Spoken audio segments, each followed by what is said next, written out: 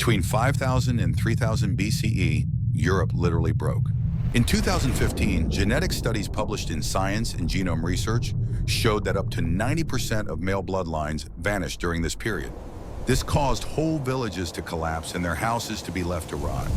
A question then began to be raised: what, or more likely, who, could obliterate the male lineage of Europe in this way? In the same centuries, biologists found plague in the teeth of Neolithic children, but that does not explain the gender bias. Then a new presence appears in the record as Kurgan burials rise across Europe, filled with wagons, weapons, and sacrificed animals. In 2015, another study in Nature showed who they belonged to: the Yamnaya. They carried the ancestral tongue of nearly every European language, and they imposed patriarchal clans and warrior elites. They left behind genes that would both shield against infection and raise the risk of disease. This was not migration. It was a collision of plague, replacement, and survival. The Yamnaya did not just enter Europe, they rewrote it. To understand who the Yamnaya were, we need to step onto their stage, the Pontic-Caspian steppe, stretching from the Black Sea to the Caspian Sea with a horizon flat and endless. With no forests, cities, or walls, but only grass, wind, and space, this was what the Yamnaya called home. They were nomadic pastoralists who lived off their herds of cattle and sheep, unlike the Neolithic farmers from Europe who were already living from agriculture. For the first time in history, people could carry not just themselves, but their entire households across continents, and it showed in how they buried their dead. Kurgans were filled with weapons, cart elements, and animal sacrifices, each visible from miles away in this barren landscape, declaring that a clan leader lived here and would be remembered here. Archaeologists have found thousands of these throughout Europe and Asia, but for more than a century, their story remains strangely silent. The first Yamnaya graves were described in 1901 by Vasily Gorodtsov, a Russian archaeologist digging in what is now Ukraine. He noticed their distinctive features, including the ochre, the wagons, and the mounds, and realized he was seeing something different from the farming villages to the west. Unlike the Egyptians or the Sumerians, the Yamnaya left no writing, and unlike the builders of Stonehenge or Göbekli Tepe, they left no monuments that astonished later generations. As their lifestyle suggested, all they left were mounds of earth, bones stained with red, and broken pottery. Until the early 2000s, they were mostly a mystery. Their kurgans dotted the map, but their significance was debated endlessly. Were they the Proto-Indo-Europeans, the ancestors of Europe's languages, or just one more vanished culture swallowed by time? For most of the 20th century, they were considered the latter, little more than a theory. That changed in 2015, when Wolfgang Hack and his colleagues published their results in Nature, comparing the genomes of Neolithic farmers, Bronze Age herders, and modern Europeans. The results detonated like a bomb in archaeology. Across huge swaths of Europe, the genetic signature of early farmers was just gone, replaced almost overnight in evolutionary terms by the DNA of the Yamnaya. For decades, archaeologists had repeated the mantra, "Pots, not people," meaning cultures spread, but people themselves mostly stay put. Migration was an outdated idea in this already populated world, too simple and also tainted by its misuse in nationalist ideologies. Ancient DNA, however, told a different story, showing that whole native populations could and did vanish. The Yamnaya did not just appear in Europe, they repopulated it, and they did not stop there. Their DNA spread east as well into Central Asia and eventually South Asia. A 2018 study in Science traced their genetic influence into the Swat Valley of northern Pakistan, linking them to the ancestors of Indo-Aryan speaking peoples. The study data then revealed the most unsettling part. The replacement was heavily sex-biased. Studies showed that Yamnaya men intermarried or perhaps imposed themselves on local farming women. The Y chromosome lineages passed from father to son were overwhelmingly Yamnaya, while their mitochondrial DNA, passed from mothers, showed far more continuity with Europe's earlier farmers. In plain terms, steppe men took local women. The male side of Neolithic Europe was wiped out, while the female side lived on, absorbed into the clans of the newcomers. That asymmetry left behind lasting marks. Today, the most common paternal haplogroups in Europe, R1b in the west and R1a in the east, Both trace back to Yamnaya ancestry. They are literally the fathers of Europe. The genetics also revealed the Yamnaya's own origins as a fusion, a mix of Eastern European hunter-gatherers and Caucasus hunter-gatherers.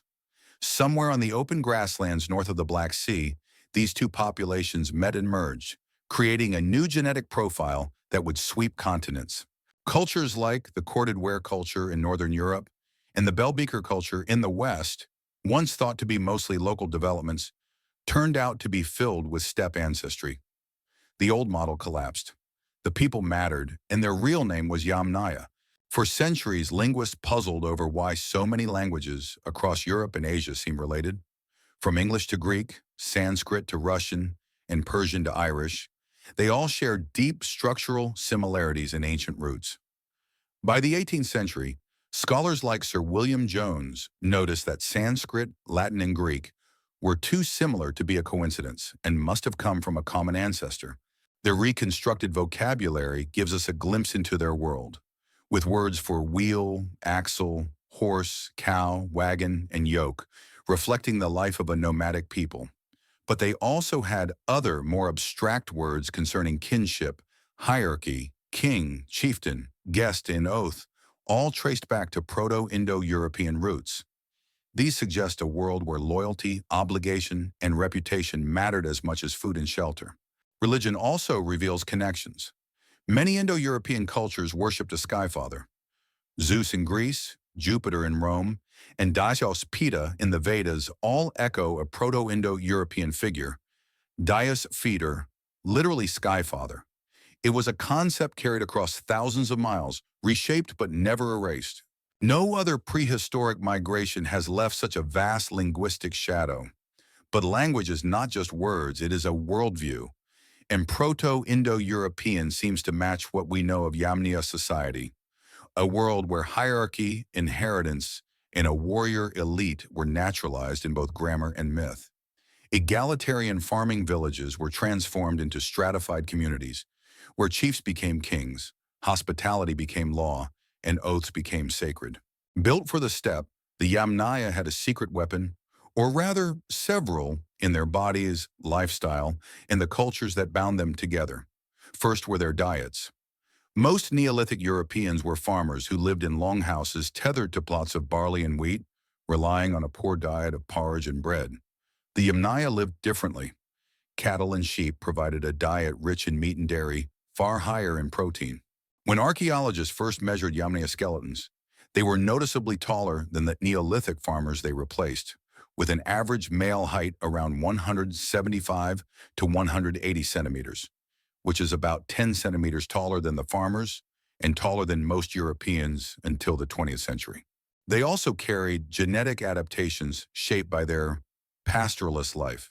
A 2020 study in Nature by Alan Toft et al. Shows that Yamnaya genomes carried higher frequencies of alleles linked to lactose persistence, so not only did they have access to more milk, but they also did not have to process it to digest it. Unlike most populations, fresh milk was a staple, an extra calorie source that gave them resilience during lean seasons.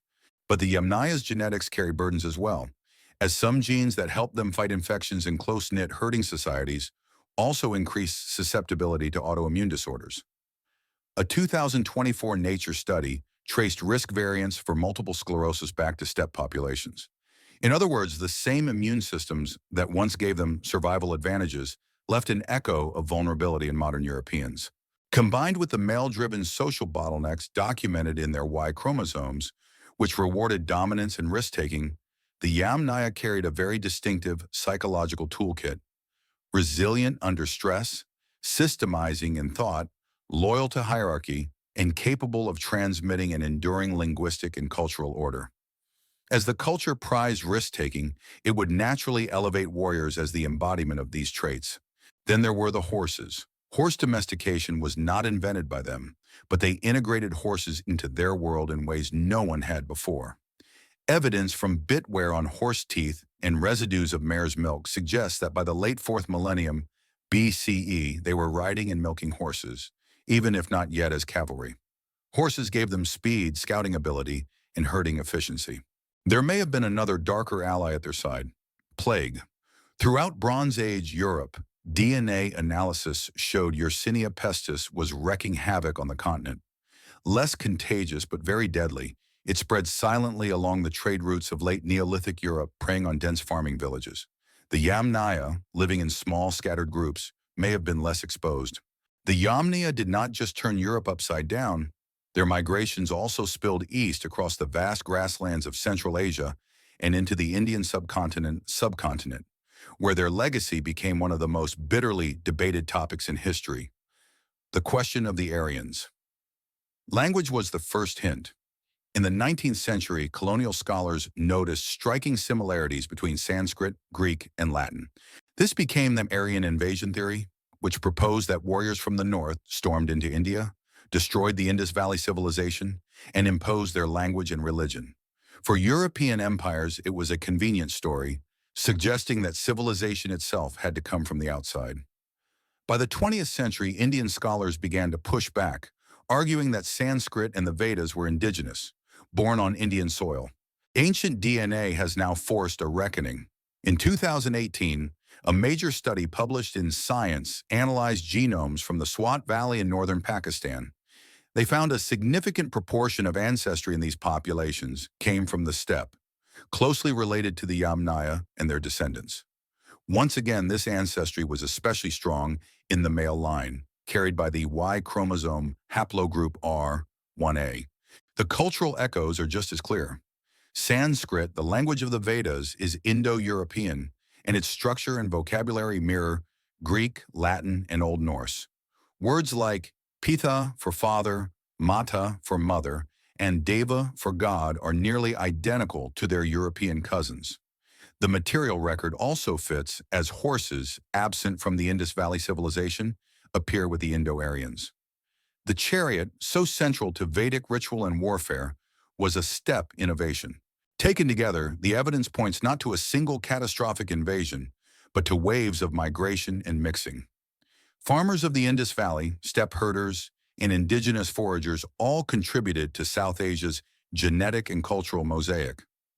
The steppe groups did not replace, but they reshaped, bringing a new language, new rituals, and new lineages that merged into a uniquely Indian civilization. Fast forward to the 19th and 20th centuries, as Europe is fueled by the fire of ultranationalism. The trouble began when linguists first reconstructed the Indo-European language family, but it quickly escaped the academy. Romantic nationalists across Europe seized on the idea of an original Indo-European people. To make it more appealing, they gave it a new name, Aryan. By the early 20th century, the idea had hardened into ideology. In Germany, writers like Houston Stewart Chamberlain claimed that Aryans were the creators of all civilization. These pseudo-scientific ideas would later be absorbed and radicalized by the Nazis. Aryans then became a myth of racial destiny, cast as the master race destined to rule the others, if not to wipe them out of existence completely. Of course, the real Yamnaya left no evidence of racial purity, quite the opposite. They left no text glorifying conquest or even evidence they were all tall, blonde people with blue eyes.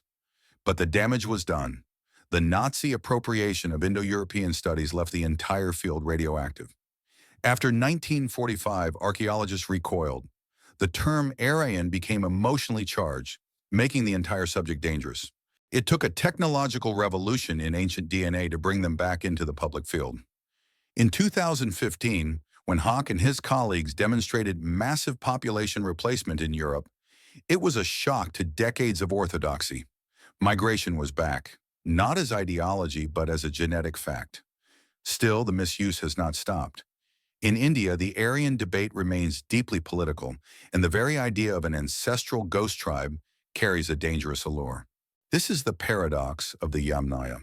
When you leave nothing behind, there is plenty of room for imagination. That is why they were the perfect origin story for Nazi Germany and other far-right movements. The truth is both simpler and stranger. The Yamnaya were a Bronze Age people whose mobility, biology, and culture allowed them to spread far beyond their homeland. They mixed, adapted, and disappeared. Their genes remade Europe. Their languages became half the world's mother tongues, and their social systems echoed in myths and religion.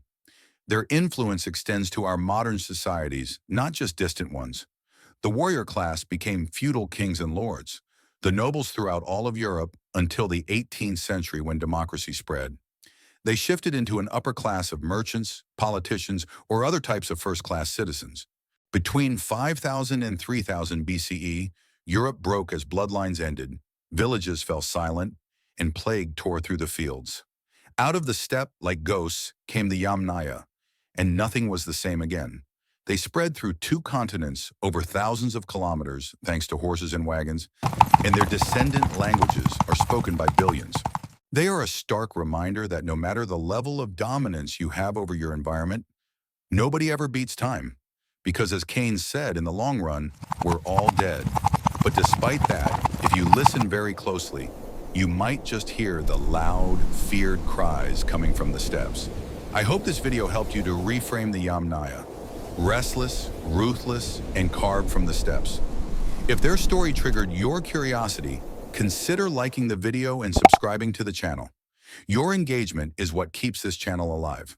Share it so more people know the ghost tribe that still lives inside us. Tell us in the comments, do you think their rise was worth the cost? Till next time, keep listening to the echoes.